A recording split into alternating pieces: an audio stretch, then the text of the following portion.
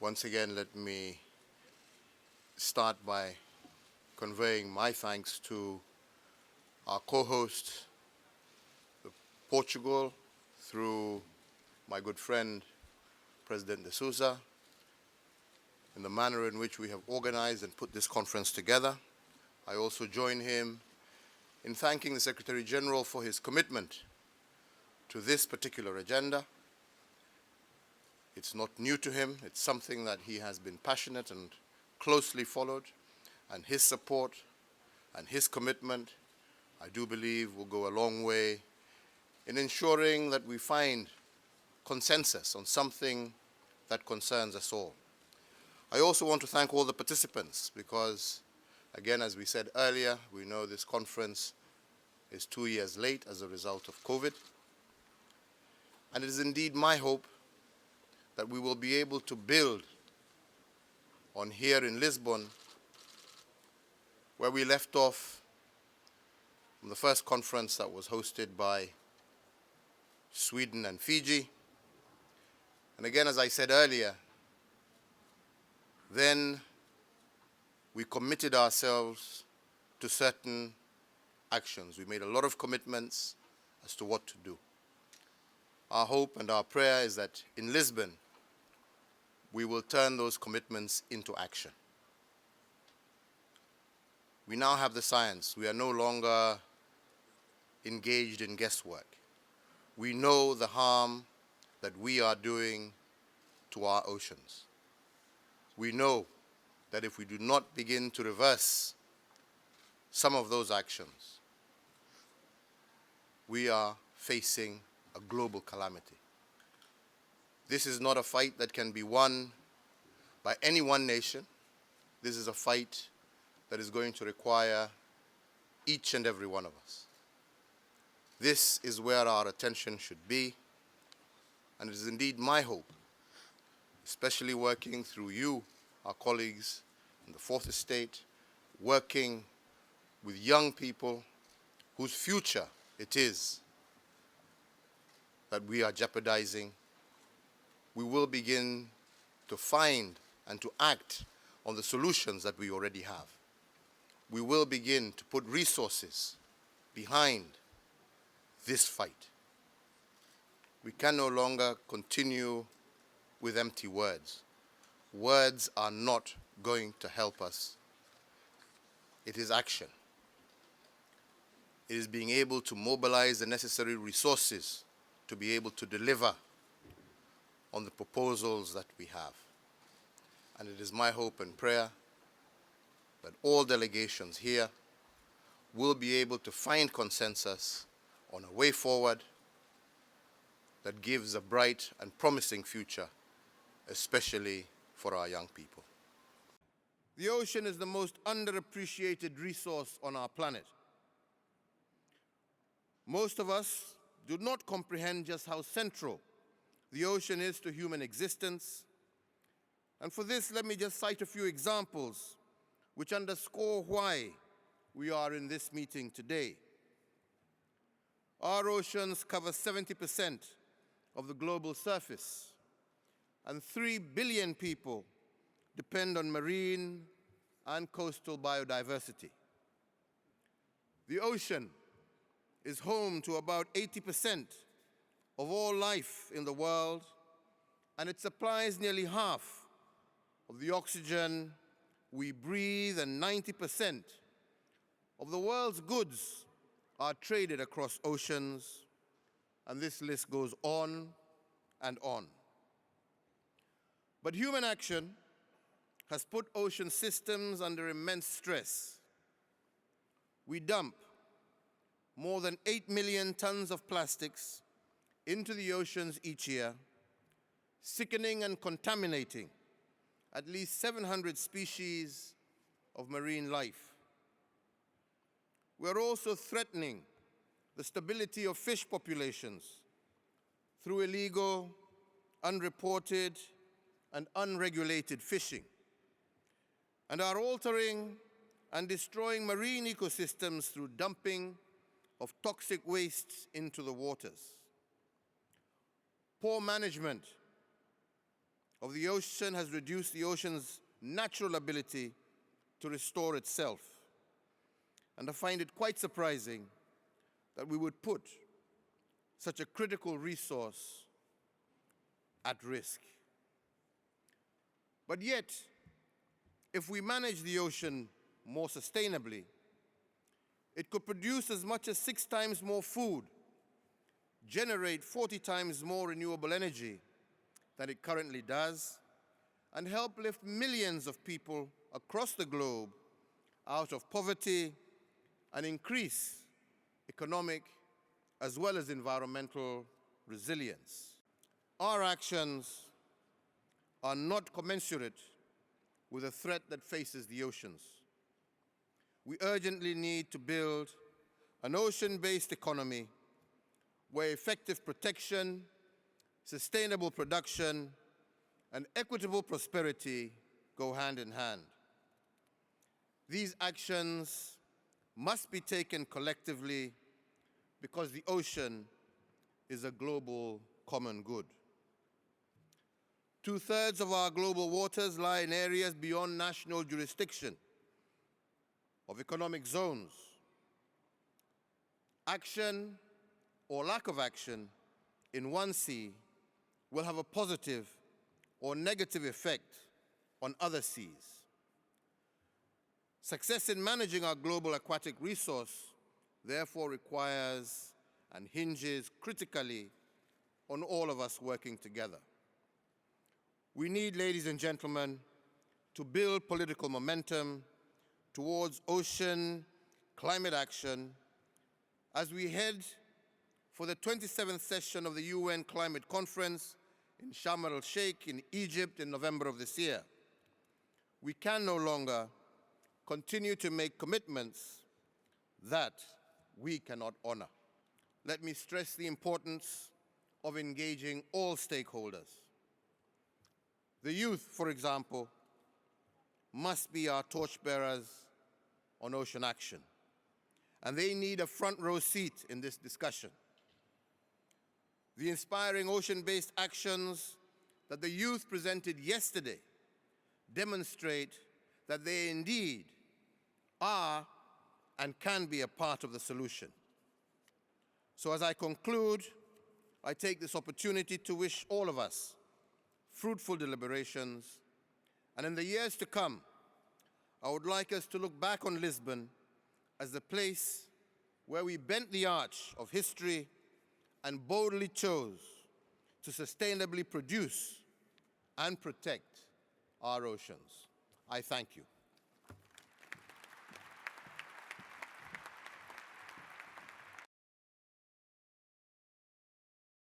Let me say that it gives me great pleasure to join the President of Portugal to welcome you to the second UN Oceans Conference, which Kenya is honored to co-host with Portugal. I want to thank His Excellency President Marcelo Rebelo de Sousa and the government of Portugal for the excellent preparations to host us here in Lisbon. Your Excellencies, ladies and gentlemen, as you all know, this conference was scheduled to be held in 2020, but had to be postponed because of the COVID-19 pandemic. I want to thank all of you for your patience and also for joining us today in Lisbon.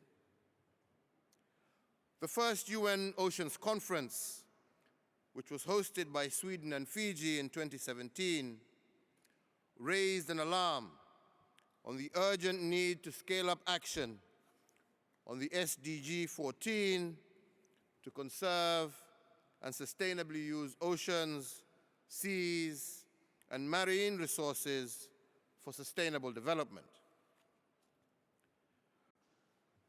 It is our expectation, therefore, that this conference will shift gear from proposals to action. Action that is driven by science, technology, and innovation. We expect to hear about solutions, examples of nature-based solutions, We expect to understand the linkages between oceans, climate change, and land-based action, such as pollution.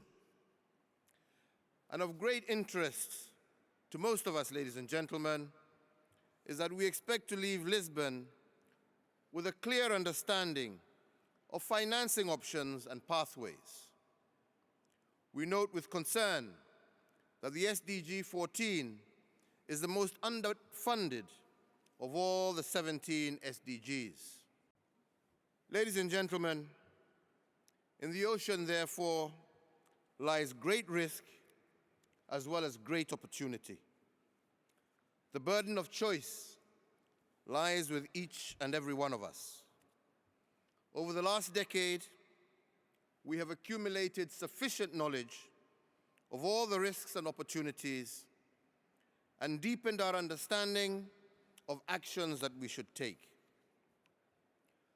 The 2018 Sustainable Blue Economy Conference, which Kenya hosted together with Canada and Japan, highlighted untapped opportunities in enhancing marine technology and innovation, and the strengthening science and research to generate evidence-based policies. The conference also underscored the urgent need to mobilize financing from both public and private sources. The high-level panel for a sustainable ocean economy, where I serve as a member, has also developed a path-breaking set of ocean transformations where environmental protection and conservation, sustainable economic production, and equitable prosperity go hand in hand. The high-level panel has commissioned a compendium of evidence-based reports, including reports on addressing plastic pollution, financing the ocean economy, and making the benefits from the ocean economy equitable. We are facing what I would call an ocean emergency. Our oceans are issuing an SOS. They are struggling, heating, and acidifying. Corals are dying. Coastal ecosystems such as mangroves, seagrasses, and wetlands are being degraded. Fisheries are being depleted, and the ocean is choking in plastic waste. We must work together to right these wrongs. We live in a world of limited, finite resources, but we treat them as if they were endless, and this must change. From sustainable aquaculture to green shipping and protecting and restoring coral ecosystems, we all have a role to play. Governments, businesses and industry, ocean communities and individual consumers. And there is some good news. There has been significant progress on a legally binding instrument on the conservation and sustainable use of marine biological diversity of areas beyond national jurisdiction. A new treaty is being negotiated to address the global plastic crisis that is choking our oceans. And just a week ago, we saw multilateralism in action with the World Trade Organization agreement on ending harmful fishery subsidies. But much more needs to be done. And I hope to see more progress from this week's conference. It is time to stop neglecting the health of our oceans. It is not a rubbish dump. It is not a source of infinite plunder. It is a fragile ecosystem on which we all depend for oxygen, for climate regulation, and for food. We must take action, we must be focused on solutions, and we must sustainably manage the ocean's resources for the good of humanity and the health for the planet. And that is what this conference is about. Thank you. The ocean connects us all. Sadly, we have taken the ocean for granted, And today we face what I would call an ocean emergency. We must turn the tide. Global heating is pushing ocean temperatures to record levels, creating fiercer and more frequent storms. Sea levels are rising. Low-lying island nations face inundation, as do many major coastal cities in the world. The climate crisis is also making the ocean more acidic, which is disrupting the marine food chain. Ever more coral reefs are bleaching and dying. Coastal ecosystems such as mangroves, seagrasses, and wetlands are being degraded. Pollution from land is creating vast coastal dead zones. Nearly 80% of wastewater is discharged into the sea without treatment, and some 8 million tons of plastic waste enter the oceans every year. Without drastic action, this plastic could overweight all the fish in the oceans by 2050. Plastic waste is not found in the most remote areas and is now found in the most remote areas and deepest ocean trenches. It kills marine life, and it is doing major harm to communities that depend on fishing and tourism. One mass of plastic in the Pacific is bigger than France. Unsustainable fishing practices are also rampant. Overfishing is crippling fish stocks.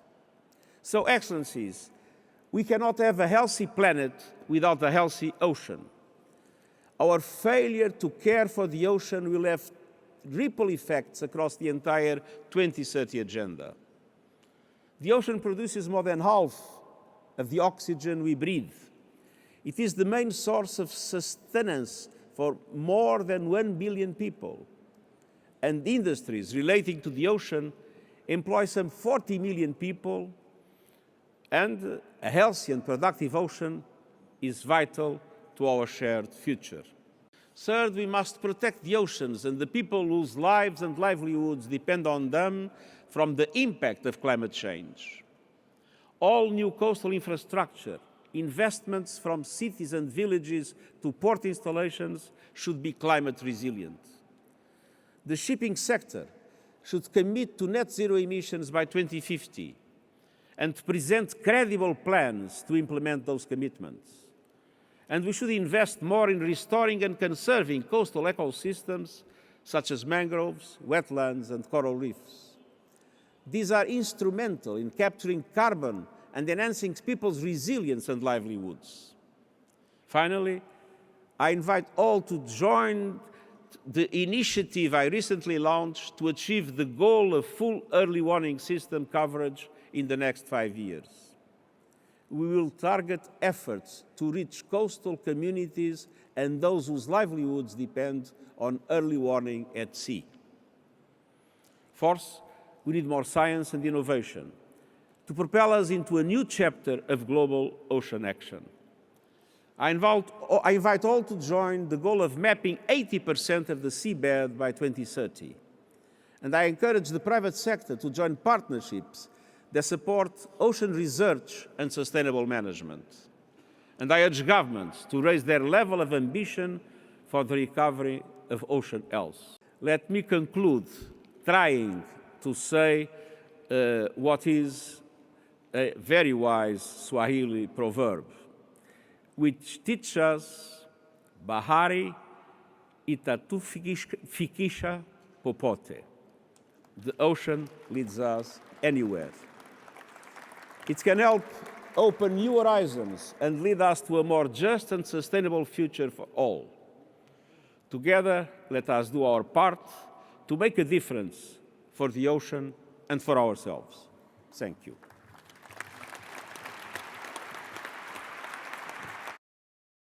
My first word is to thank Secretary General Antonio Guterres, not only for coming back home. We recall his action as Prime Minister here, but also because he has been permanent in his commitment on an issue that is so important for all of us. So courageous, a fighter, a permanent fighter for it, for the oceans, for climate action. And this conference is an example of his commitment. It started wonderfully with the youngsters, with the Youth and Innovation Forum. And today we could have the example, the symbol of multilateralism throughout this morning, with concrete promises and binding promises coming from every continent.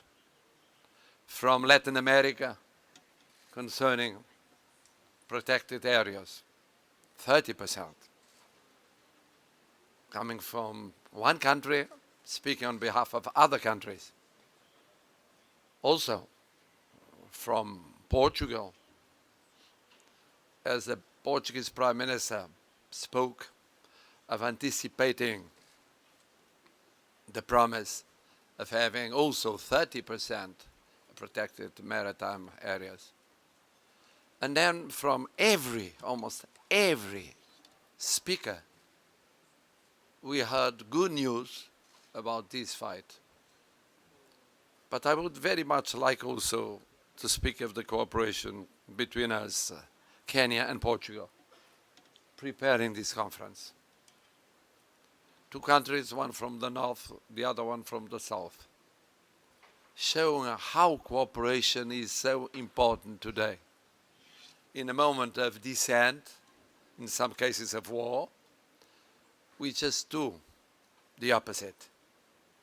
We build consensus, we build multilateralism, we have an approach that is the approach of dialogue, but open, diversified dialogue where the different generations, not just states, not just public powers, political powers, but societies, business, science, technology. And this is so promising in a time of alarm concerning the oceans and climate action, that Lisbon could be a starting point for quite a change in action based on science, but action as the Secretary General, with his 4 recommendations, has pointed out to us. Financing, addressing people's concerns, concrete problems, a road for the future. This conference comes at the right place, at the right time, with the right approach, and with the right Secretary General of the United Nations. Yes, it is indeed an honor and a pleasure to have His Excellency Antonio Guterres promoting this important meeting as UN Secretary General, a man of principles, a man of convictions, a promoter of peace, social justice, and sustainable development. The right place, Lisbon, Portugal. Portugal is what it is because of the oceans. Portugal, a platform between oceans, continents, cultures, civilizations. In the past, in the present, in the future. Sometimes succeeding, others failing, but always present and building bridges as this fruitful co-organization with Kenya, another bridge builder, one from the north, the other from the south. The right time, in spite of 2 years of forced postponement, of a pandemic, of a war, of dramatic economic and social crisis, and even together with the G7 meeting and the NATO summit. Regime, institutional powers, politicians go, the oceans stay. They are millions and millions of years old, long before humanity. They will be there for another millions and millions of years, provided we take care and stop killing them. Right time too, because oceans are central in geopolitical balance of power, healthcare, economic resources, energy, mobility, migrations, scientific and technological development, climate change. All of these is present either in the context or in the outcome of pandemic, of war, and of crisis.